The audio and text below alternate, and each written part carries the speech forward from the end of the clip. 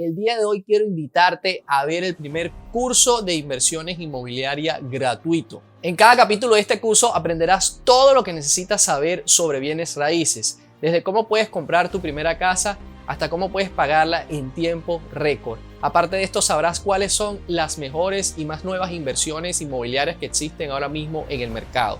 No te pierdas ni un solo capítulo porque te voy a regalar herramientas y mucha información para que puedas usarla y tener el mayor beneficio posible de tu inversión.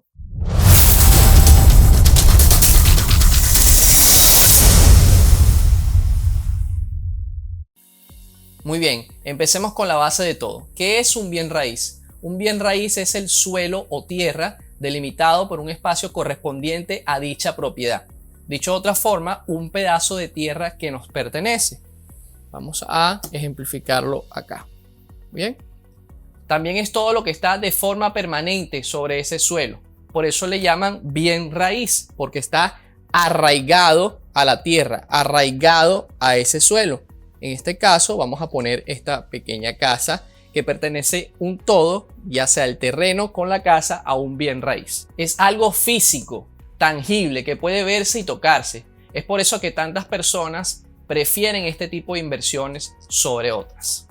Entendido esto, pasemos a analizar ahora de qué manera nos relacionamos con los bienes raíces. Y es que la más común es en la forma de alquiler, que es la que hemos estado todos en algún momento de nuestra vida o la mayoría de las personas. El alquiler es un pasivo y me atrevería a decir que es el pasivo más grande que tenemos los seres humanos. Los pasivos principales son la comida, la vestimenta, el transporte y la vivienda, pero la vivienda se lleva prácticamente la mitad o a veces hasta más de lo que tenemos como salario. Recuerden, pasivo es todo aquello que nos saca dinero de nuestros bolsillos, es decir, los gastos. Y este es el gasto principal, como os le vengo diciendo. Entonces la idea es que traten ya de empezar a buscar la manera de poder comprar una casa para poder salir de este gasto que nos ata y nos complica llegar a la libertad financiera. Pero ¿cómo lo hacemos si las viviendas son tan costosas? Ahí es donde entra el apalancamiento. Esta palabra significa que con un poco de dinero en relación al costo total de una propiedad, podemos apalancarnos en una institución o persona que nos preste el resto de dinero necesario que necesitamos para comprarla. En la mayoría de los casos, estas instituciones son los bancos.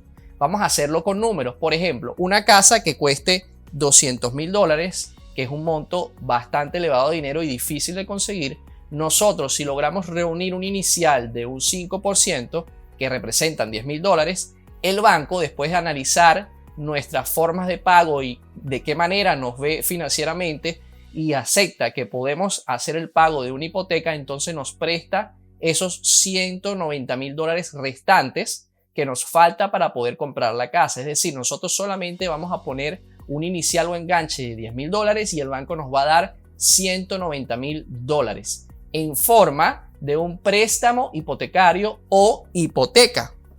Ese es el nombre que se le da a este instrumento financiero con el cual el banco nos presta ese dinero para poder pagar la casa. La hipoteca tiene varios gastos asociados. Sin embargo, los dos gastos principales son el principal, valga la redundancia, o pago a capital y el interés. El pago a capital no es más que esa cantidad de dinero que tenemos que dar mensual para ir pagando el dinero total que el banco nos prestó. Es decir, esos $190,000 lo iremos pagando poco a poco, un poquito cada mes. Y los intereses, pues obviamente es el dinero que el banco gana por habernos prestado la otra cantidad de dinero o el capital. ¿Qué sucede? Porque algunos me dirán, pero ¿por qué tan poquito en este ejemplo? $300 a capital y 700 de interés. Porque los créditos hipotecarios funcionan de esta forma. En los primeros años del crédito se paga mucho más de interés y menos de capital. Esto va variando a medida que va pasando el tiempo. Esto sucede porque los bancos quieren recibir el pago de sus intereses lo más pronto posible. Pero quiero que sepan que hay maneras de poder rebajar o tratar de pagar menos intereses al banco. Muy bien, comprendido esto, quiero ahora explicarles uno de los pilares fundamentales en los bienes raíces y es esta palabrita que está acá, la plusvalía. Vamos a pegarla por acá. Y esta palabra es fundamental en los bienes raíces. ¿Qué es lo que quiere decir la plusvalía? Se los voy a explicar con una gráfica para que puedan entenderlo un poco más sencillo. Por ejemplo, acá tenemos el monto total que nos costó la casa, que fueron $200.000. El banco nos prestó $190.000, es decir, de acá hacia abajo en rojo está la deuda que tenemos actualmente con el banco. Y de inicial dimos $10.000. La plusvalía es la resta de lo que cuesta la casa en ese momento menos lo que debemos en el momento actual. En este caso sería 200.000 menos 190.000. Corresponde de casualidad con el mismo monto que hemos dado de inicial. Y ustedes dirán, pero ¿cómo puedo hacer que mi plusvalía aumente? Bueno, hay varias maneras.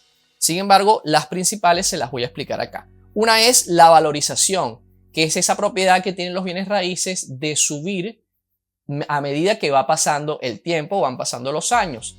Hay un valor, esto no es fijo, a veces sube un poco o un poco menos, pero la media, según los estudios realizados que hay en los diferentes países de América y de Estados Unidos, es un promedio del 3% al año.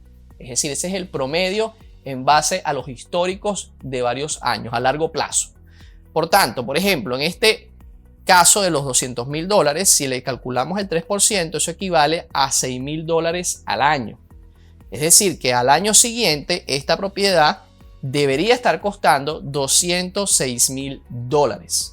Vamos a hacerlo a un poco más de años para que puedan ver un poco mejor la diferencia.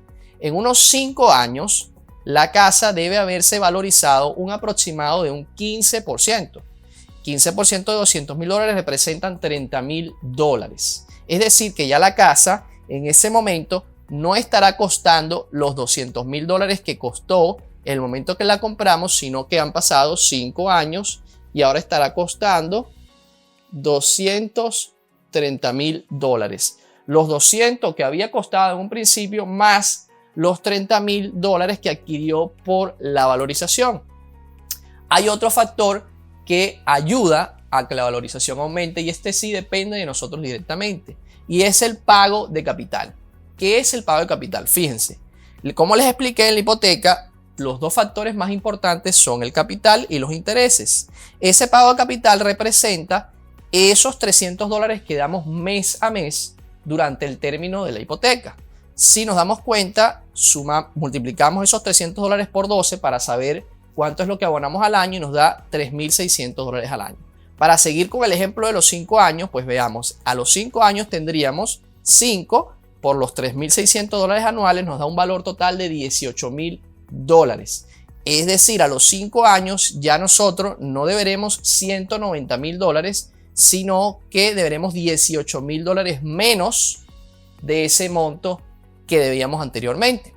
Están también los pagos extras. Estos pagos extras son pagos adicionales que hacemos diferentes a los que tenemos como obligación. Es decir, ya esto es algo que nosotros queremos hacer para ayudarnos a bajar los intereses. Y les digo, ayuda muchísimo, muchísimo. Y esto se los explico en el tercer video de esta serie, donde aparte les regalo una herramienta para que puedan planificar una estrategia y rebajar a lo más posible los intereses.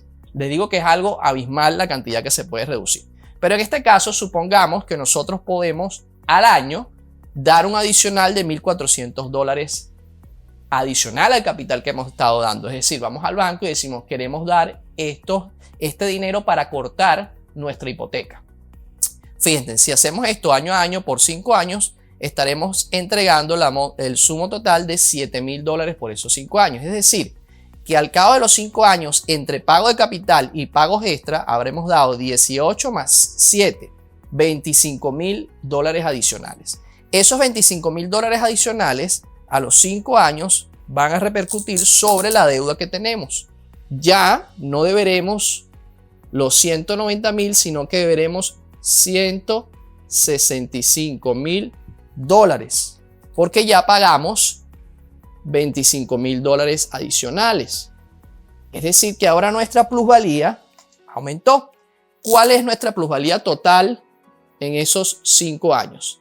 Pues la inicial que pusimos en un primer momento, todo el monto que se valorizó la casa durante esos 5 años, que fueron $30.000, y esos $25.000 adicionales que pagamos a capital.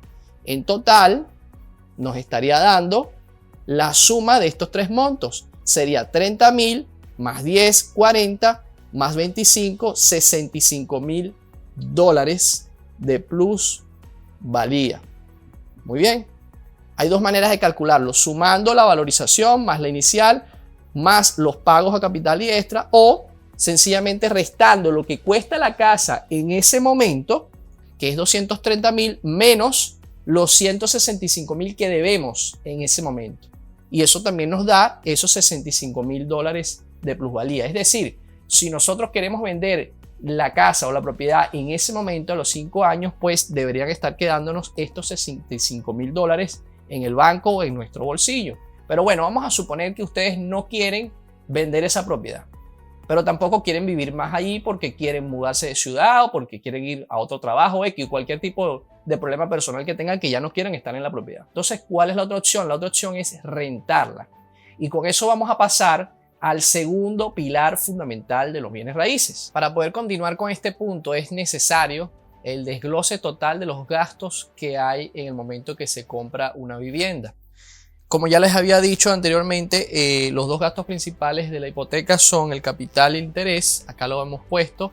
Capital, que serían 300 dólares. Pongo la flecha de aumento porque, como les dije, a medida que pasan los años, el tiempo, el capital va subiendo y los intereses van bajando. Por darles un ejemplo, tal vez en el año 5 o 6 ya estemos pagando 500 dólares de capital y 500 dólares también de interés, por darles un ejemplo.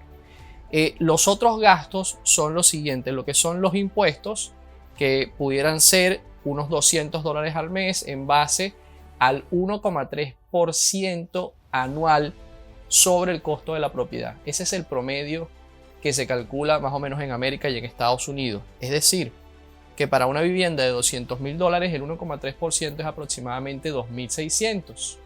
Aquí estamos poniendo un valor de 2.400 dólares, es decir, 200 por 12, 2.400.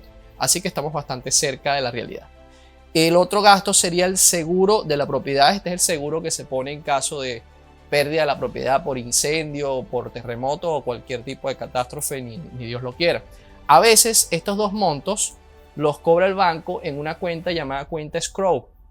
Lo que hace es que va reuniendo mes a mes los 200 dólares de impuestos para al final del año la persona no tenga que sacar esa cantidad grande de dinero, en este caso por ejemplo 2.400 dólares para poder pagarlo, sino que se los va descontando poco a poco para hacerlo un poco más sencillo el pago a la persona. De hecho, como les dije, hay bancos que ya cobran todo esto en un solo cobro de hipoteca: capital, intereses, impuestos y seguro de la propiedad. Otro gasto importante sería el condominio o gasto de asociación, que básicamente es el pago que tenemos que hacer mensualmente para mantener las áreas comunes, ya sea por ejemplo cortar el césped, arreglar problemas de las calles, todo lo que tiene que ver con las áreas comunes. Si hay piscina, el mantenimiento de esa piscina, el mantenimiento de todas las áreas. Obviamente, mientras más amenidades tenga la urbanización o el conjunto donde vivamos, pues más alto va a ser este gasto de condominio o asociación. Normalmente va desde 30 dólares hasta 300. En este caso pusimos un valor medio de 150 dólares para el ejemplo. Otro seguro es el seguro de hipoteca. El seguro de hipoteca es el seguro que cobra el banco por si el cliente no puede terminar de pagar la hipoteca. Pero este seguro solamente se cobra cuando se da una inicial baja de menos del 20%. Sin embargo, lo he borrado porque ya en este ejemplo que hemos puesto, al pasar los 5 años se supone que ya hemos pagado más del 20% de la propiedad. Entonces él automáticamente se elimina. Así que vamos a borrarlo para no sumarlo. Aprovecho para recordarles que se suscriban y empiezan a formar parte de esta familia. Así que bueno, continuemos. Entonces, ya teniendo todos estos gastos, si los sumamos nos dan 1.000 por acá, 1.250, 1.400 dólares de gastos totales. Supongamos que podemos poner un costo de renta, un costo de alquiler al posible inquilino que venga de 1.600 dólares. Eso nos generaría una ganancia mensual de 200 dólares. Y eso, amigo mío, es lo que llamamos ingresos pasivos. Y viene siendo el segundo pilar fundamental de los bienes raíces, como le había dicho en un principio. Vamos a ponerlo por acá. ¿Y qué son esos ingresos pasivos? Son esos ingresos que no dependen de un trabajo físico que hagamos. Es decir, no tenemos que hacer nada para recibirlos. Lo vamos a estar recibiendo mes a mes por el solo hecho de haber hecho esta inversión.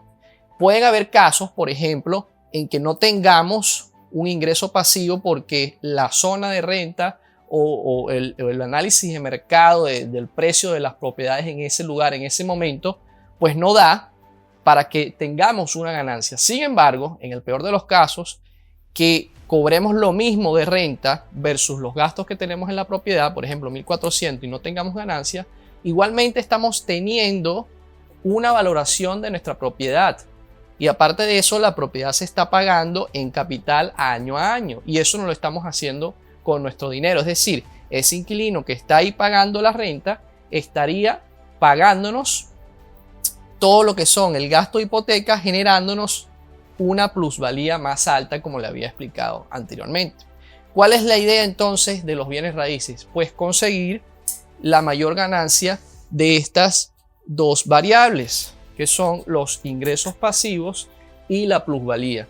Esta es la idea total que tenemos que tener en cuenta para lo que son los bienes raíces o la inversión en ellos. Plusvalía e ingresos pasivos. Y en los próximos capítulos de este curso le voy a explicar cuáles son las inversiones inmobiliarias que generan más plusvalía, cuáles generan más ingresos pasivos, ventajas, desventajas de cada una de ellas, los requisitos para poder invertir en ellas y cuál es la inversión reina, que yo considero que genera ambos beneficios al mismo tiempo. La plusvalía, una plusvalía alta y unos ingresos pasivos altos, que al final del día son los que nos van a lograr tener una libertad financiera. Así que amigos, no se pierdan ningún capítulo de este curso porque les aseguro que van a aprender muchísimo. Ya hay 2 capítulos más disponibles. Uno es la comparación de todos los detalles que hay entre comprar o vivir rentado y otro es cómo puedes pagar tu casa mucho más rápido y ahorrar miles de dólares con los intereses con una tabla que te voy a regalar en ese capítulo. Puedes descargarla y usarla para planificar de qué manera vas a ahorrar esos intereses, como te había dicho hace unos segundos. Así que ya sabes, los espero ver en todos los videos. Suscríbanse para que formen parte de esta familia y nos vemos en el próximo.